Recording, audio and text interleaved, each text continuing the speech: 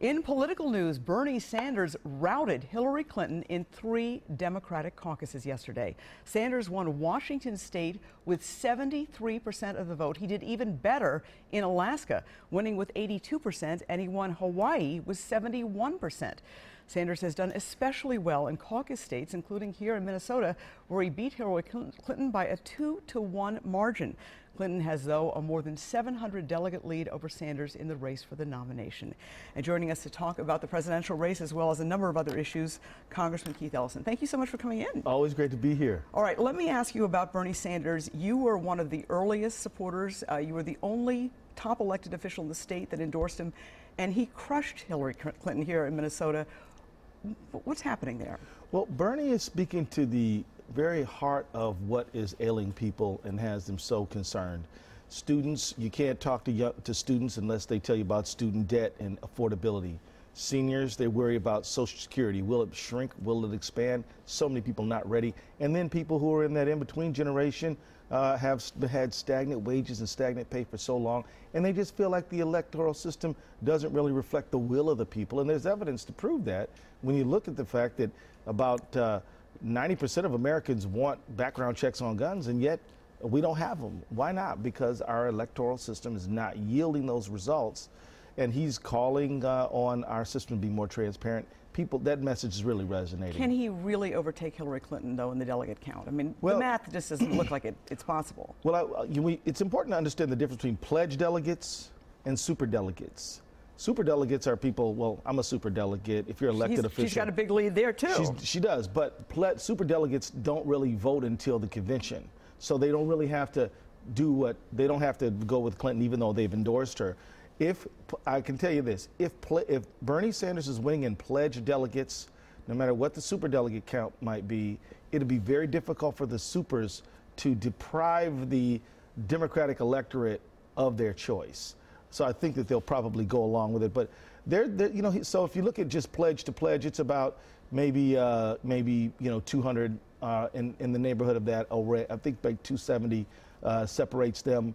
And if he gets about 58% of the delegates come in the next for the rest of the thing, he could overtake her. But it won't be easy, but it's possible. All right.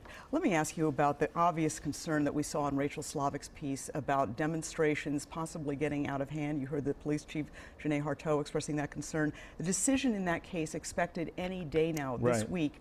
Are you concerned that there will be violent clashes in your district? Well, I'm concerned that that we need to have we have to have a situation where people can feel at peace and in comfort with their law enforcement. I mean, law enforcement is a service, and people are entitled to receive it.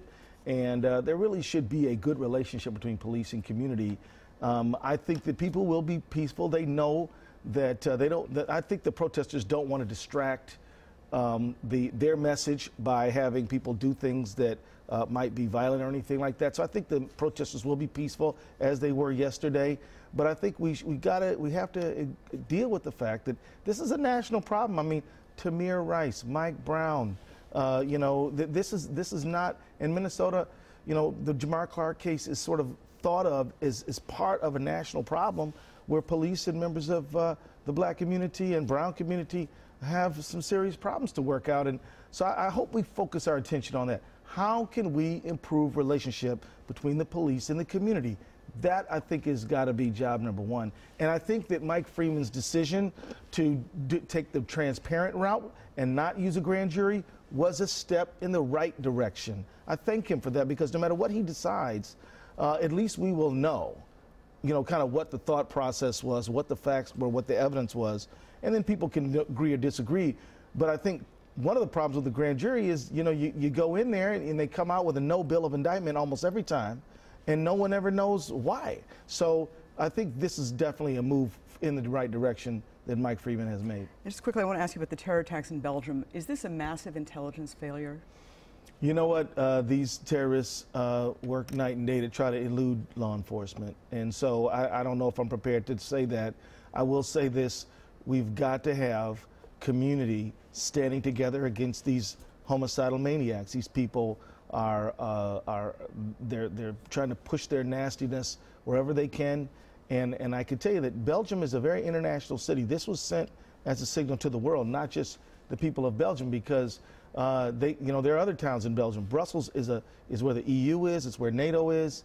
And so we know that they were trying to shock and make the world fearful. That's the last thing we should do. We cannot panic. We have to be courageous, brave, and unified to get rid of them. Congressman Keith Ellison, thank you so much for being with us. Absolutely. All right.